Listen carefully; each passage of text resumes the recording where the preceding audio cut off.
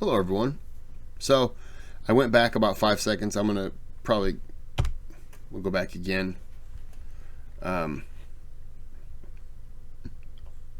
Just because he was about to tell a story.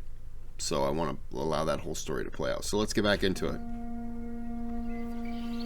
I want you to imagine the world 80,000 years ago. Maybe you're 10 or 11 years old. You live in a wooden hut with your family. Your hut is one of many, maybe 30 in all. You live on the shores of a lake, surrounded by a forest. In the morning, you're sent to gather fresh water. Your father and brothers are up early to catch small game like birds and rabbits, which they bring back to the village. Your uncle is at the lake with some other men gathering shellfish. If they're lucky, they'll find a nice fat turtle. Your mother and the other women butcher and cook the meat. There's a clearing nearby. You and the other children gather fruits and berries. You store them in a cool cave nearby. Though when nobody's looking, you help yourself to a few berries. You are a key part of a community. Your skills are depended upon not just by your family, but by the rest of your tribe. For your entire life, you've never gone more than a mile or two away from your village, neither of your parents or their parents. It's a communal existence, simple, peaceful. But your favorite part of the day is after sunset. A warm fire is built, and the village gathers around to sing, laugh, and tell stories late into the night. Your favorite stories are the scary ones. The tribal elders tell tales of monsters who lurk in the forest, stealing children who venture too far. A little time goes by. Now you're in your teenage years, your duties change. Maybe you join the hunting party. Maybe you help cook or sew. Maybe you learn the art of healing through herbal medicine. Though your life has changed so much these past few years, the stories stay the same. Now it's your own father with his long gray beard telling tales of the monsters in the woods. You laugh as the children cringe in fear, as you once did not so long ago. Suddenly, your father stops talking and angles his head. He's heard something. There's a snap from the forest nearby, a broken branch, the rustling of dry brush. Something heavy is in the woods. It can't be an animal. The fire burns bright and hot. Even the biggest predator wouldn't dare come close. Then there's more rustling of brush. Whatever's making the noise, it's coming closer. And it's big and heavy. More branches snap, this time from a different direction. There's more than one. From somewhere, a woman screams in terror. Everyone around the fire is frozen trying to locate the sound. The screaming doesn't stop. Another starts. This time, it's a man. He sounds like he's crying for help. His screaming suddenly becomes a gurgling and he goes quiet. The woman's screams are now more distant. She's being carried away. You look at your father and scan the faces of the men around the fire. They're afraid. They grab their spears, which are always kept close by. Then you see a shadow. It looks like a man, but it's the biggest man you've ever seen. All your life, your village has traded with and communicated with other villages in the area. These events have always been peaceful. Sometimes they were celebrations. None of this made any sense. But then the man took a step forward toward the light. It's no man, at least not a man like you've ever seen. He's not that tall, but he's so wide and muscular he seems unnaturally large. His back is hunched. His skin looks thick and leathery. Patches of his body are covered in thick fur. He looks right at you and shows enormous teeth. Then you realize he's smiling. He's wiping something sticky off his chin. Blood. His hulking frame takes slow, lumbering steps toward you. He doesn't need to run. He knows he'll catch you. It takes a moment to realize what you're seeing, but it finally clicks. The elders of your tribe weren't telling tales to control your childhood behavior. Sometime many, many years ago, we'd been here before. Out of nowhere, a man from your tribe, your uncle, charges the creature.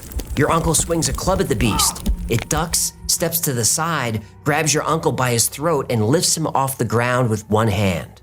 Something this big shouldn't be able to move this fast. You're frozen in place as your uncle dangles in midair, arms and legs flailing. The creature squeezes. There's an audible crack. It throws your uncle's lifeless body 20 feet and turns its gaze back on you. Then more of these creatures swamp the village. It's mayhem, violent mayhem. You're trying not to panic, but you're frozen in place. Your father runs past you toward the chaos, wielding his spear. You go to follow, but he turns to tell you no. Then you see a stone spearhead emerge from the front of his chest. He winces and looks right at you. In his eyes, you can see the anger, the fear, and the love. You hear him whisper, "The cave," as he takes his final breath. Then you run.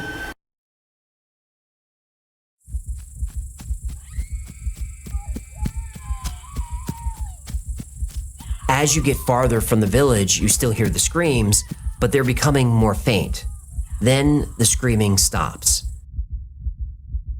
You don't dare look over your shoulder, but you can tell by the reflection of the leaves that the entire village, your home, is on fire. Everyone you love, everyone you've ever known, is gone. Evidence shows that for over 100,000 years, Neanderthals and humans were at constant war. Signs of prehistoric warfare are easy to spot. A swift, powerful club strike to the head was a common killing method. Prehistoric Homo sapiens often had skull fractures indicating blunt force trauma. Neanderthals had similar injuries. A parry fracture is another sign of warfare. A parry fracture is a lower arm break from deflecting attacks. Neanderthals had many instances of broken arms. Young Neanderthal males frequently suffered trauma and death. Their average lifespan was about 40. You'd be a village elder. And then some. While some injuries might have occurred during hunting, the patterns indicate intertribal warfare. This warfare was small-scale yet intense, marked by prolonged conflicts. It primarily involved guerrilla-style raids and ambushes with occasional larger battles. War also influences territorial boundaries. There's proof that Neanderthals not only engaged in war, but mastered it. For 100,000 years, modern humans tried to encroach on Neanderthal land, and for 100,000 years, humans were held back. But to the victors of war go the spoils. When Neanderthals won a battle with humans, the spoils were gruesome. Men were taken as food. We know this from fossil records. The fate of human women was worse. Neanderthals and humans were sexually compatible.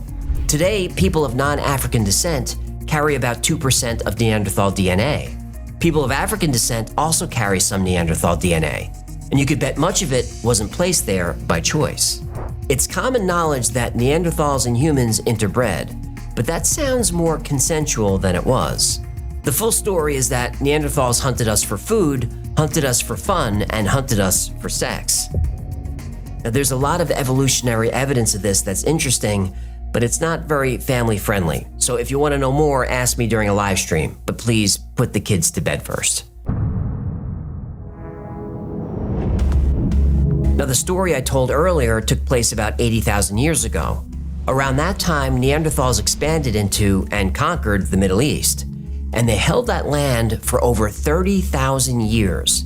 That is a long, long time. This is where the most recent bottleneck in our genetic variation occurs. Homo sapiens, conquered by Neanderthals, were knocked down to maybe even as few as 40 or 50 individuals. As our villages burned, our men were slaughtered. Everyone else was enslaved or eaten, but a few of us got away. We went high into the mountains, into cave systems we've known for generations. And like that young human fled to the caves to escape slaughter, a few others did too. And this happened all over the area. In previous episodes, I've talked about cave systems like Derinkuyu in Turkey. Derinkuyu is an underground city capable of housing at least 20,000 people and their livestock for months, maybe even years. It's about 300 feet below Earth's surface, and it connects to a whole series of underground cities across the area, some even bigger than Derinkuyu. Link below if you want to learn more. Now, for the most part, we have no idea how old these underground villages and cities are. Building them to hide from Neanderthals makes perfect sense. Humans lived in caves in Israel as far back as 210,000 years ago. Throughout history, we've used these cave systems as a refuge against attack. And we used them again the last time our species was hunted to near extinction. Now, I'd love to tell you a story about how our ancestors rose up from these dark, murky places, beating the Neanderthals in an epic bloody battle, emerging victorious as Earth's apex predator. But that's not what happened. When our numbers were the lowest they'd ever been, perhaps one or two tribes, a few scattered individuals, God, nature, the universe, whatever you want to call it, came to our rescue with fire and brimstone.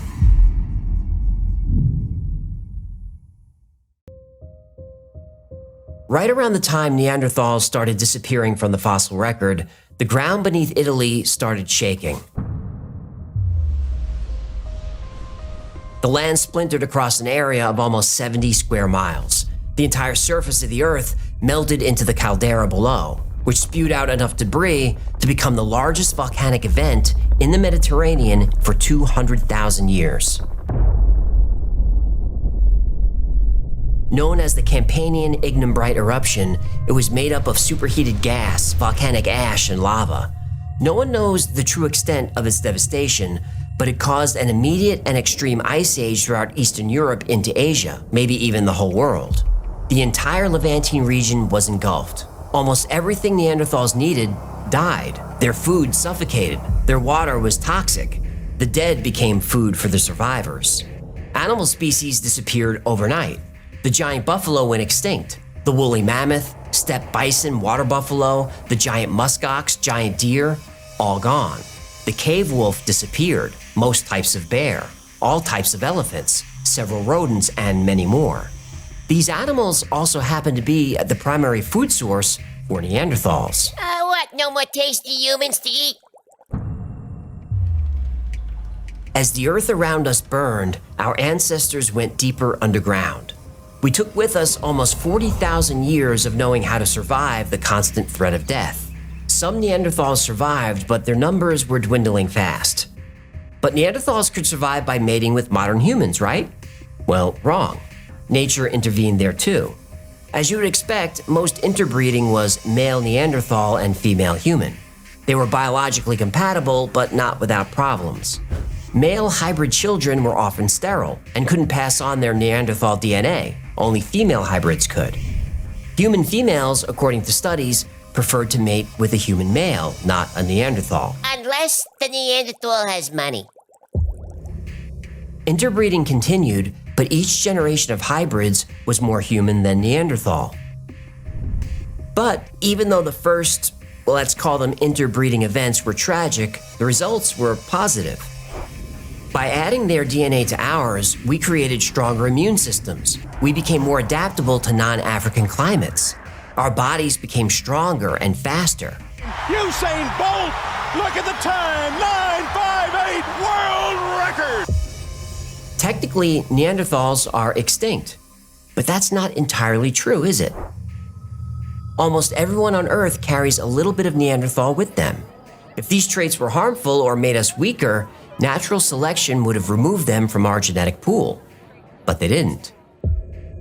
Neanderthals were vicious predators who assaulted and devoured every animal they found, including us. But they were also resilient. So resilient, they're with us still. And now we benefit from their resilience. So like it or not, Neanderthals are here to stay.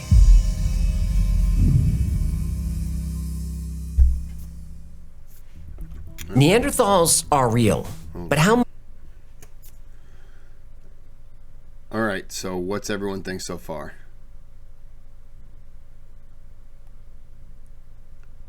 I'm torn on it. Because I have Neanderthal DNA, so I know I'm not questioning that they didn't exist. I've never heard this aspect of Neanderthal hunting people, or early Homo sapien, Homo erectus, whatever. I don't know. Okay. How much of this story is true? Well, actually, a lot of it. Most of today's episode comes from a book by Danny Vendramini called Them and Us: How Neanderthal Predation Created Modern Humans. It's a great read, and I linked it below. I also linked to Danny's Substack where he summarizes the book. Now, he makes good arguments, but his research is controversial, and it is not the mainstream view. For example, the human population may have been down to 50 in parts of the Middle East, but Homo sapiens were already on islands all around the world, and had been for thousands of years. Now, when it comes to the physical description of Neanderthals, what is there to debate? We know they had large eyes because their skulls had huge sockets. In fact, almost everything about the physicality of Neanderthals that I presented in this episode is based on physical evidence from bone and fossil records. Almost everything. We don't know for sure if they had fur, but we do know Homo sapiens are the only primates without thick fur, but we still have a thin layer of it. Some people have a thinner layer than others. What's that supposed to mean? Have you looked in a mirror? You should rename this channel Journal of a Receding Hairline. I think you're exaggerating. I got 2 words for you. Propecia. Anyway, every animal alive during the Ice Age had thick fur, and no Neanderthal needles or needlework has ever been uncovered. So either evidence of Neanderthal clothing is yet to be found, or they really were covered in fur, as suggested in the book. We also know we coexisted with Neanderthals. We know we fought them for 100,000 years, and we know they spent most of that time winning. But eventually, the tide turned. Nobody knows for sure how this happened. Modern humans were probably more intelligent than Neanderthals, but that's debatable. They had the same size brain that we do. Our eventual victory could have been a combination of luck and survival. We were hiding in caves, but we weren't idle. We were intelligent and we were industrious. We knew that if we were going to take our land back, we'd need to innovate. Neanderthals were winning. They didn't have to innovate anything. So it's possible that while waiting, planning, and building our numbers, an early human invented a bow and arrow and other ranged weapons. We were no match for Neanderthals up close. But if we could attack and harass them from a distance, then retreat to our caves, we would have an advantage. Then there was the Campanian ignimbrite eruption in Italy. You can't overestimate the power and devastation of this eruption. There were pyroclastic flows that were over 3,300 feet high. They flowed over mountains. The eruption blasted out 6 of these flows. All life within 60 miles of the crater was destroyed. The ground and water was covered in up to 4 feet of volcanic debris in some places. Debris has been found as far away as 1,200 miles from the crater. And every time scientists dig up new information on the eruption, it gets bigger. And it's overdue for another eruption. If you want me to do an episode on that, let me know, but be warned, it's scary.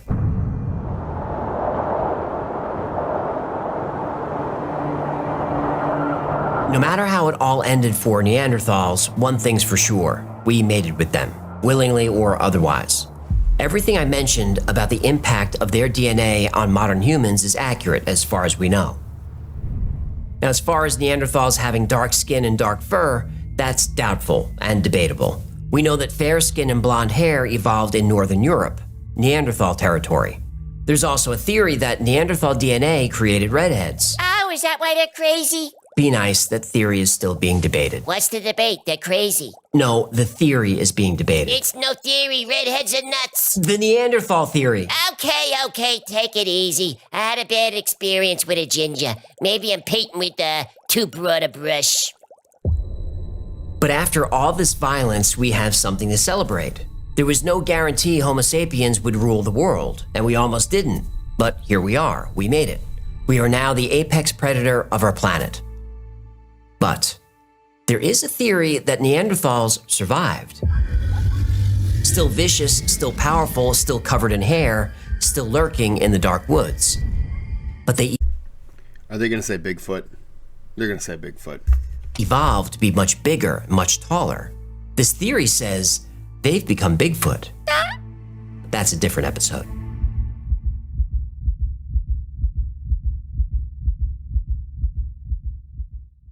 Thank you so much for hanging out with us today. My name. So what did you think? This is the first time I've ever heard it. So I mixed on it. It sounds like such a great story. And that's kind of what I feel it is, just a story.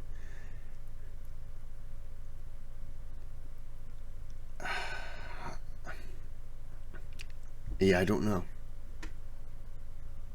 I'm mixed more on the side of it just being a really good story, but I don't believe I'm leaning more towards it not being real than it being real. But what do you think? By the way, the Y-Files, they've got quite a few videos that are very interesting. So I think I might be doing some of those. But not right now. This is my last video of the week. So I'm done. I'm going to think about what I'm going to eat for dinner now. Oh, I want a steak. But until I get one, it doesn't matter. There's a thanks button on the channel. You can donate to the channel. You don't have to. All donations are appreciated. You can subscribe if you like. Hit the bell if you do. It notifies you when things happen. And then click the thumbs up, because people who click the thumbs down typically like that thumb right in their buttholes. So you don't associate with those people. And until next time, have a good day, have a good night.